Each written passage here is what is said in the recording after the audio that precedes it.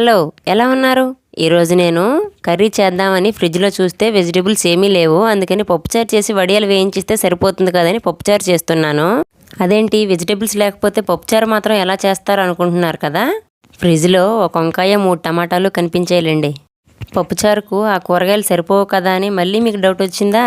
అందుకే సాంబారు అనలేదు, పప్పుచారు అన్నాను. రెండింటికి డిఫరెన్స్ ఏంటనుకుంటున్నారా? వంకాయ, టమాటా, మునక్కాడ, సొరకాయ, ముల్లంగి, కొత్తిమీర ఇలా ఎక్కువ వెజిటేబుల్స్ వేస్ట్ చేస్తే సాంబార్ అంటారు. కానీ దీన్ని కూడా సాంబార్ అంటారా అని మీరే అంటారు. అందుకని నేనే ముందుగా పప్పుచారు అని చెప్పాను. మనుషుల్లో ఎలా అయితే ఉద్యోగం, ఆస్తులు అన్నీ ఉంటే సారు, అయ్యగారు అంటారో ఇక్కడ కూడా అంతే, అన్ని వెజిటేబుల్స్ ఉంటే సాంబారు అంటారు.